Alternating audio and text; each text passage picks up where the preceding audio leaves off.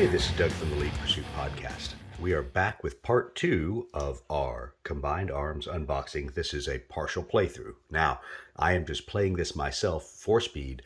Played yesterday a number of times, played about a week ago, through another couple times, and would like to show you some things. There's obviously a lot of anger and hate and discontent out there on the interwebs right now, so I want people to see what is being talked about.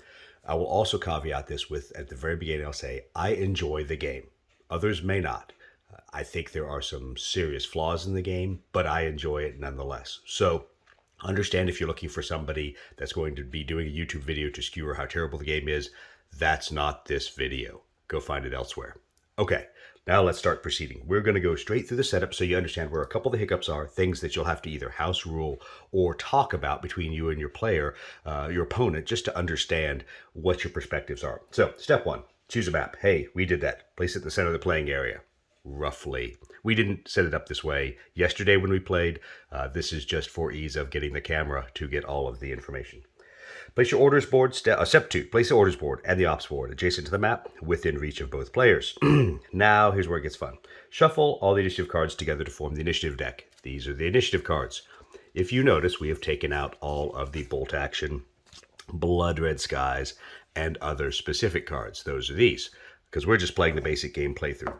So you'll just shuffle these cards. There's been a question about how many of them there are. Yes, this is the correct amount. When you take 30 minus these 12, and you end up with 18 cards here. So, understand that. 18 cards in this deck.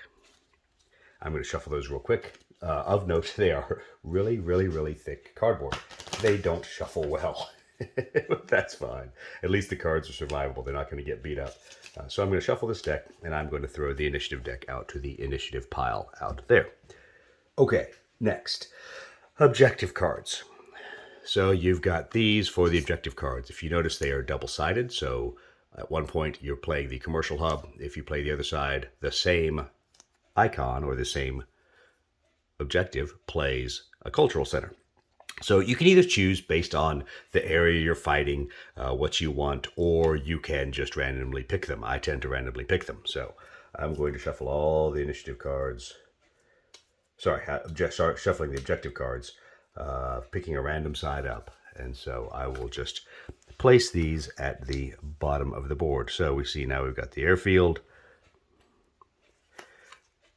fortification, cultural center, radar station, and I'll move some of this around so we've got enough room, and the factory. Okay, now what these do is, if you notice, when you have seized these objectives, and this is an important point, you get this bonus. Now, there's only one of each of these cards. So that implies to me there's only one of each of these airfields. What gets strange is you get into the box, and what do you know? We have 2 cultural centers. We have 2 airfields. In fact, you have all of those objectives twice in the box. So the question is, do we have an ability to play more than just the basic 5 objectives and 1 of each type? Don't know. They'll have to figure that out and explain that to us in an FAQ. All right. So now that we've placed the objective cards out there and we know what each objective is and can do, you then go to the resolution deck. Now, the resolution deck can be a little confusing because you have cards that all say resolution on them, but there's 2 different kinds. There's ones that are flip and resolve, and there are ones that have an effect, I will call them. Sometimes it's rain. Sometimes it is I'll call it a combat effect, like major operations. They have that effect on the back of the card, as they call it, the dark green side. And then they also have an effect when you flip the card. These resolution cards in the flip and resolve, they're the victory cards. Now, when you flip them, they are all an interaction with a various kind of objective out there. So what we'll do is we'll take out the ones that we don't use, and we'll only put the ones in that we have objectives for. With these, they're called situation cards. They're a subset of resolution. You can take some of them out so you don't have goofy things like snow in the desert. Personally, I'd love to have snow in North Africa. We had this card come up yesterday in Guadalcanal. So you can sculpt them or you can pull them randomly because realistically, the effect for snow, during the game itself, it changes how your blitz tokens work and changes how movement works. So it could be any of a million other environmental effects. So it says to do this, and this is an important point. Form the resolution deck as follows. Place the 5 victory cards which correspond to the objective cards. So let's see. We don't need observation post. We do need radar station. We do need fortifications. We do not need supply depot. Communications complex. Nope. Commercial hub. Nope. Built up area. Nope. Airfield. Yes. Factory. Yes. Cultural center. Yes. So we will take these cards away. And it says to take these victory cards and put them on the bottom of the deck. Okay, so this is an important point here. Then it says pick 5 random situation cards. And I'm just going to pull the 5 off the top. So, hey, cloudy sounds good. Rain sounds good. We're going to do, I want to take a combat effect, one repositioning. I'm going to take major operations. And then, no, I won't take snow, but I will take dry. And it says right in the book, we suggest that you use random objectives first time. After that, you can sculpt the objectives. Some people like to theme the cards to the climate, so you can, if you agree, you both can choose it. The game allows you to pick and choose and make this fit your theme. But the point is you can play it totally random. So I'm going to shuffle these a little bit, just so I don't know the order.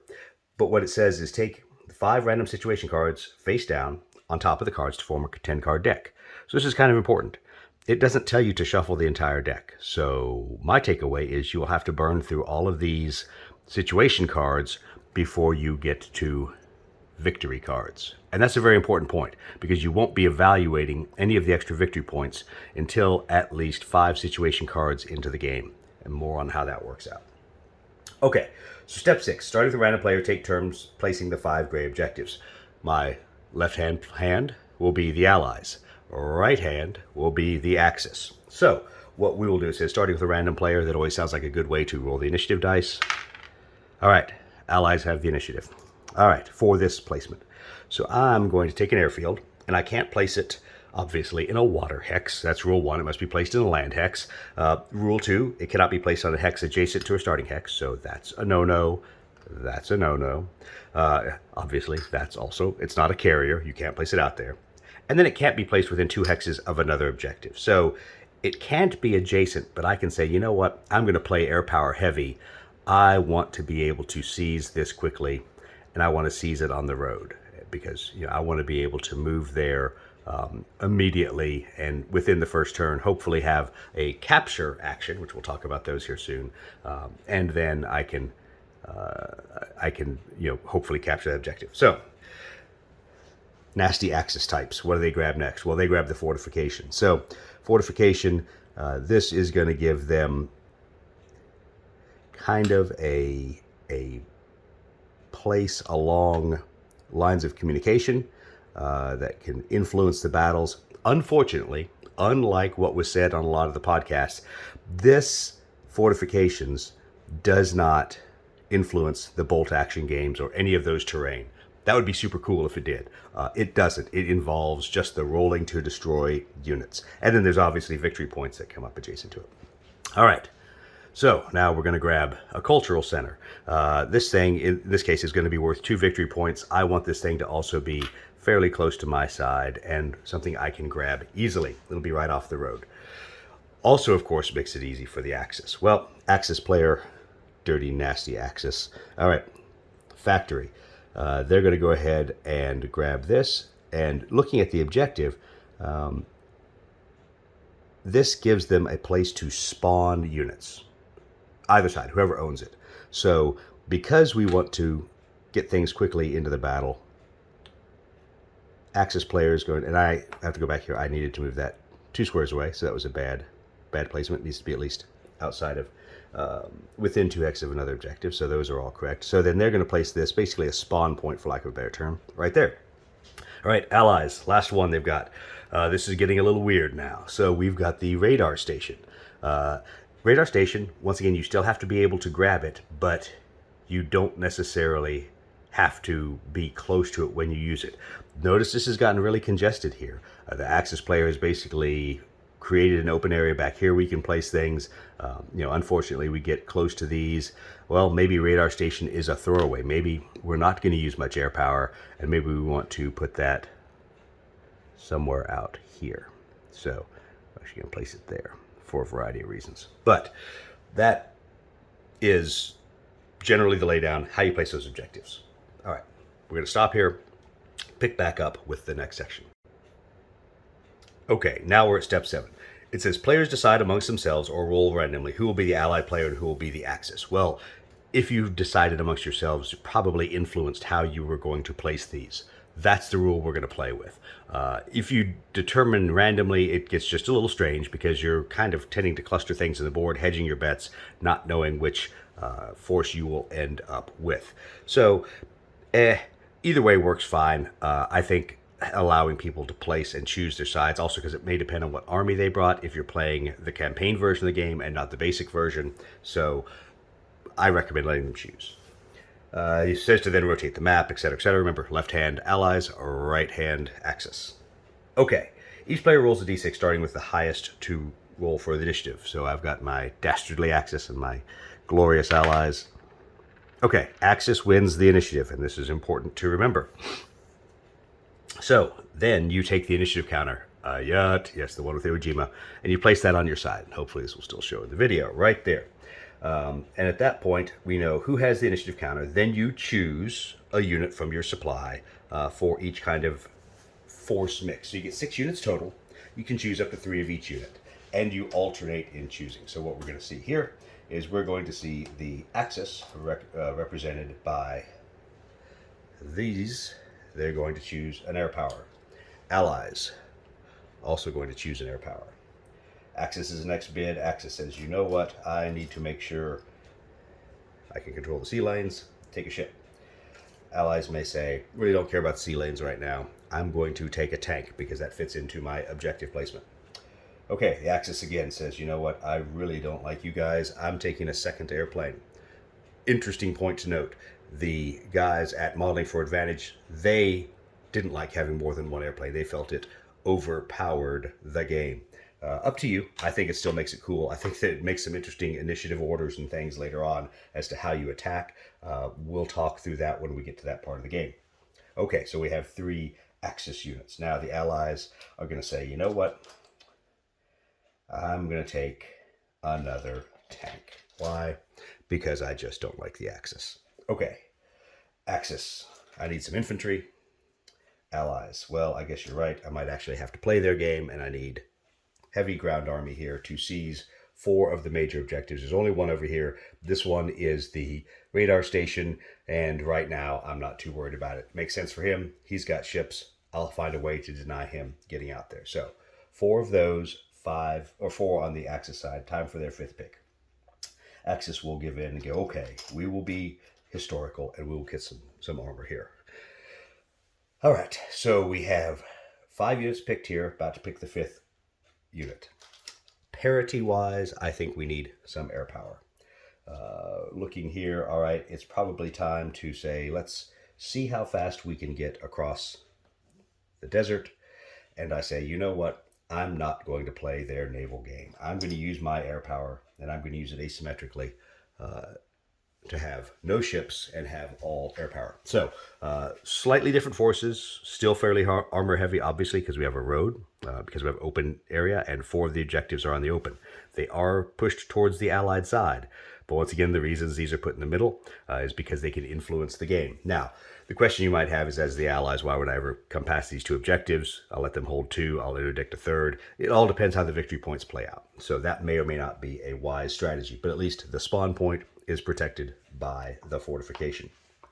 Okay, so now we've got up to 3 of each unit, 6 units in total on either side. Starting with the player with the initiative counter, Dastardly Axis. They will take turns to place an army or a naval miniature in a starting hex. Aircraft don't go on the board. So what you'll do is they'll say, all right, I want to place a ship in my starting hex. And then at that point, the Allies say, you know what? I'm going to put my guys down there. All right, we're going to counter with tanks on the road. We're going to counter with some infantry along the coast. We're going to counter with an infantry unit right there. Oh, let's see. How sneaky do I want to be? We'll do that. And then they'll obviously counter there. Now, once again, these 2 aircraft, these 3 aircraft do not go on the board. That way, the Axis and allies will influence the battle with those aircraft. Okay. Just to cover the kinds of hexes, you'll see some of these have these little pointy zigzags. That means even though it's half water, half land, it is classed as a land hex. These with the squiggles, that means it's water. So like these edges of Crete are all water hexes, land hex, land hex, land hex, water hex. So that's important, especially in some of the more constrained scenarios like Guadalcanal. All right. Air units stay in front of each player, and then we're now on step 10. Opening gambit cards. Let's talk about those. So there's a number of cards called the opening gambits, and they have all kinds of cool different effects, things that start at the beginning of the game. And what it tells you to do is that you're basically going to take one of them. So I'm going to shuffle the deck here. Take one and complete the text, whatever it says to do. So let's see. Our opening gambit is going to be prepared. Each player draws 3 initiative cards and then remove this card from the game. Okay, cool. That's pretty straightforward and easy. We will draw 3 initiative cards and place them on each side.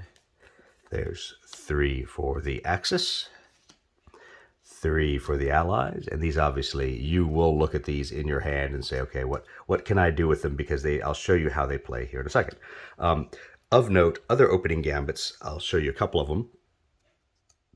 So, Annihilation.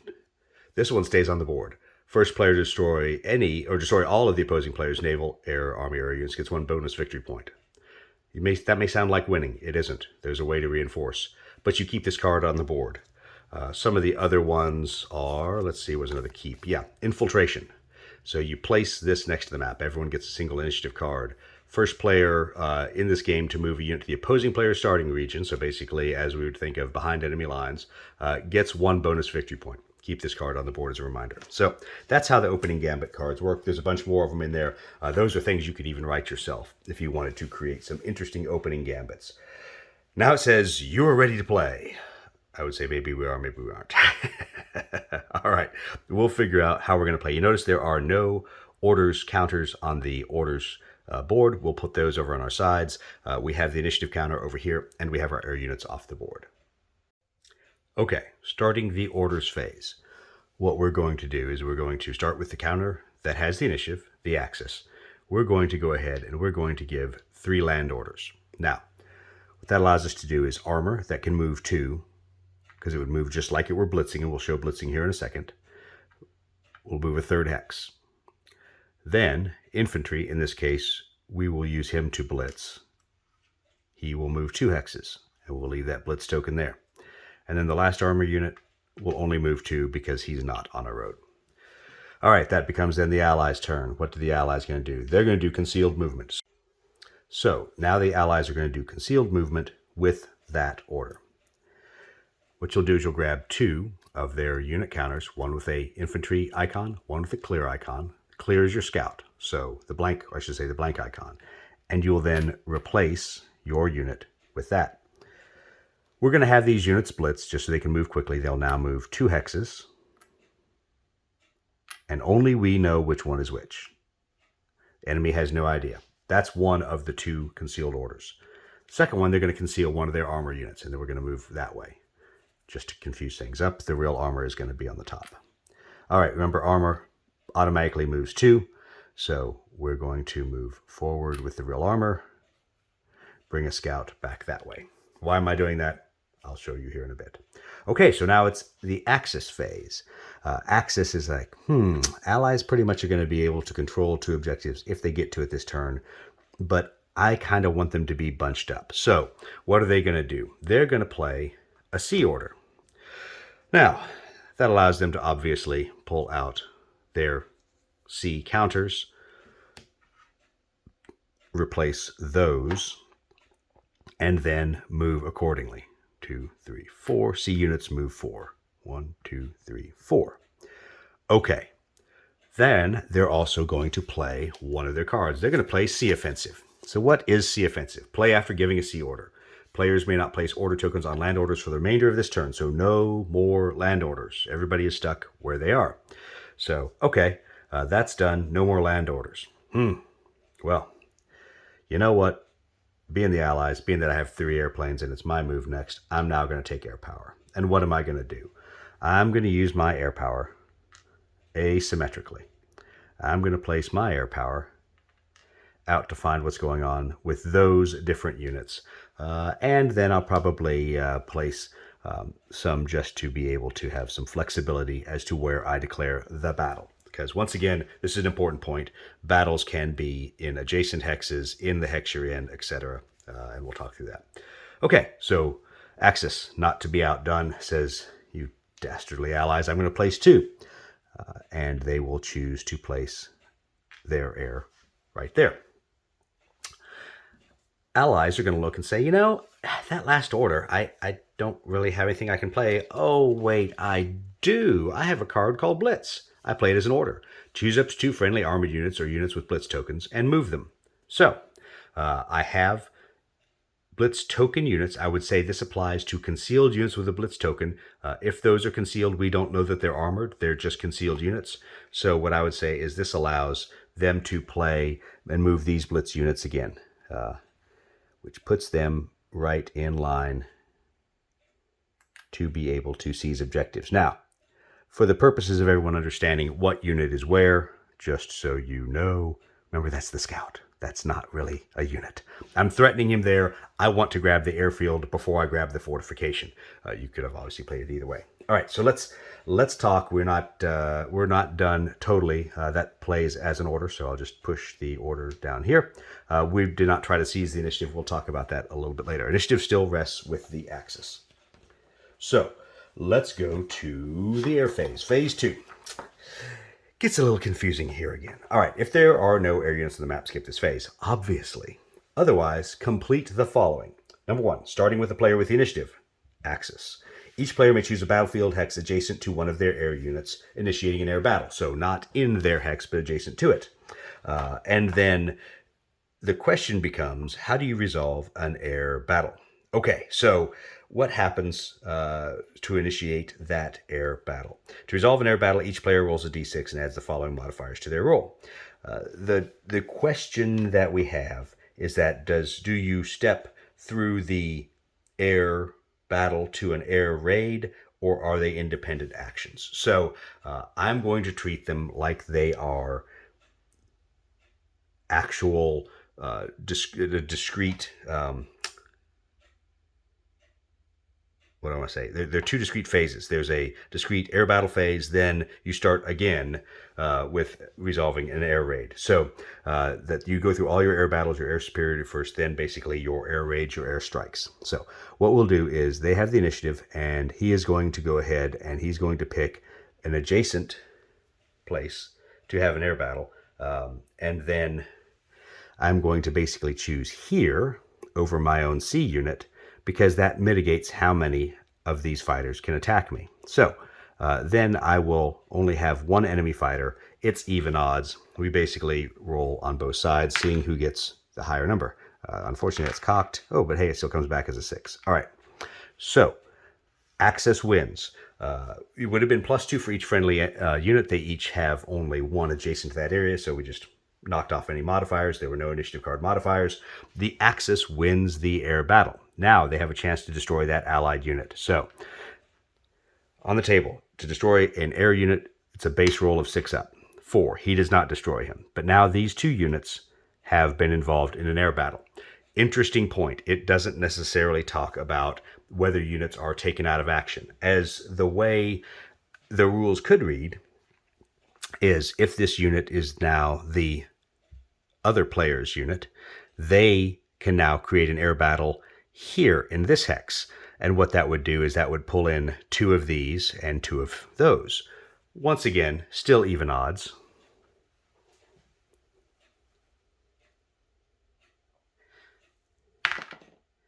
All right, 3s. Well, we'll try this again. All right, so the Allies win.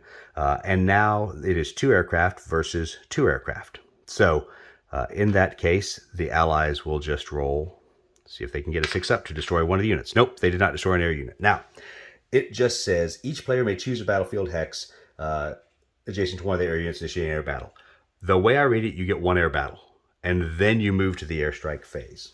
So, after all the air superiority battles are done, reveal all concealed unit within 1 hexes of an enemy air unit. So, these units are here, they reveal, oops, what do you know, that's a scout. This one, oops, what do you know, that's the real fleet. So the fleet goes back up there, and that goes away. Now, the Allies have the ability to decide to do an airstrike. So there are no Axis aircraft that can attack a ground target. The Allies out here now say, I want to attack that ship. So the Axis gets to shoot flak. On a 6-up, they destroy the aircraft. 1, they fail. All right. Allies then get to attack. It's a naval unit. It's a 3-up to destroy it. They destroy it. This goes into the destroyed units bin, where it can come back fairly quickly. And so we will put that there. All right, at this point, air units all come off the board.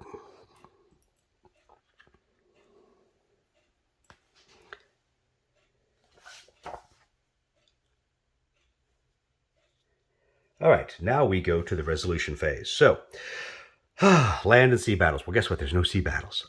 Land battles. There are no land battles that will occur, but what we have to do is we have to start flipping our resolution cards. So start by flipping the resolution card on the top of the deck, even though it's got text on the back side. What is it? It is a situation card. Remember, we put the 5 situation cards and then the 5 victory cards down there, per the way the rulebook was written.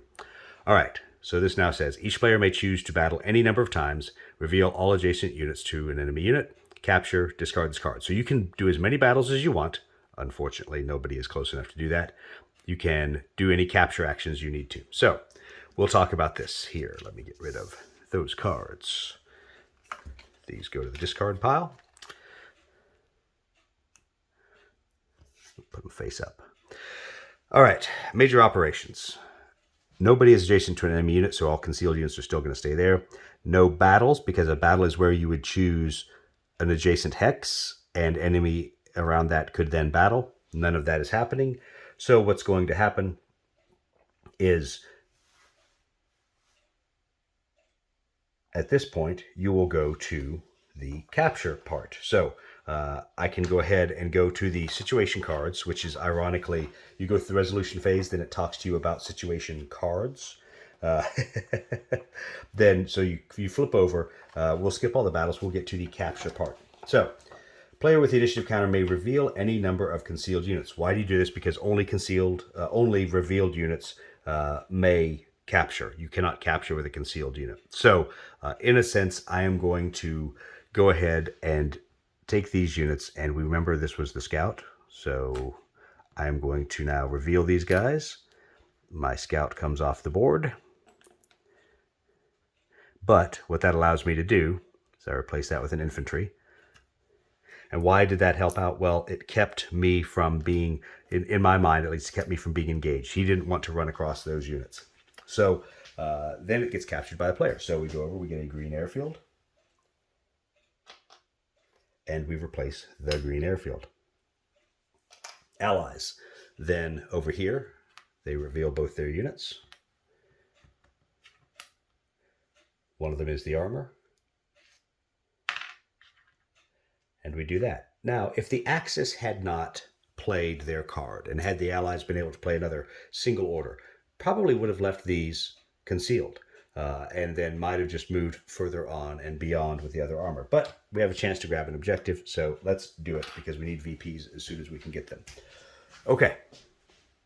The game's going to go for 5 turns before you start really awarding VPs, if you stack the deck the way they told you to. So, at this point, we're done with it. We capture, discard this card. Okay, so we then do the end turn. So, we do the end phase. Now that means you flip back a couple couple sets. If we didn't discuss opposed objectives, we'll discuss it when we get to that point of it. But let's go to the end phase.